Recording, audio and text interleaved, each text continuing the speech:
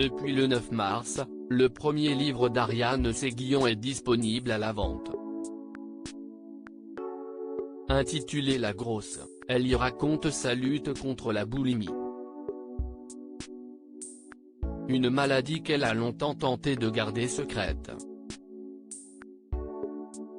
Car pendant des années, l'actrice de 54 ans était dans le déni le plus total. Le déclic pour aller mieux, Ariane Séguillon l'a eu lorsqu'elle s'est retrouvée à mentir à son fils Dorian, du groupe électro Offenbach. Mon fils Dorian m'a aidé. Il le savait depuis longtemps mais il est extrêmement délicat. Il a vite compris qu'un parler était pire que tout car quand on dit à une personne qu'elle mange beaucoup, si est violent. Un jour, il a mis le doigt dessus car j'avais acheté des dizaines de paquets de gâteaux et ils avaient disparu du placard.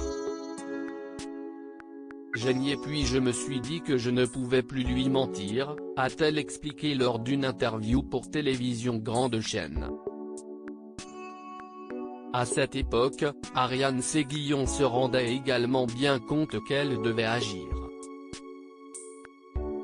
Il en dépendait de sa santé, laquelle se détériorait. J'avais aussi des problèmes physiques qui commençaient à être importants, je ne pouvais plus marcher, j'avais d'énormes inflammations des tendons.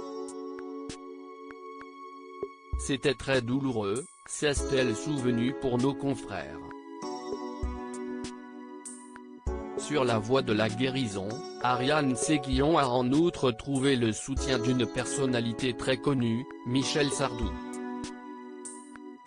En effet, le chanteur lui a notamment avisé de se tourner vers une cure d'amaigrissement.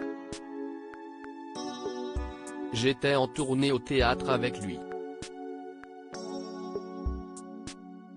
Il m'a conseillé de me soigner car je ne pouvais pas m'en sortir seul. Il a été extrêmement bienveillant, a confirmé la comédienne de Demain nous appartient. Ariane Séguillon a plus tard eu recours à une sleeve pour l'aider à perdre du poids. Si elle va beaucoup mieux, elle est encore très marquée par toute cette période de lutte avec son corps. Si est pourquoi elle est suivie par une psy, au moins une fois par semaine. Elle m'est encore indispensable, avoue-t-elle. En écrivant ce livre au titre choc, La Grosse, Ariane Séguillon espère sensibiliser sur le sujet.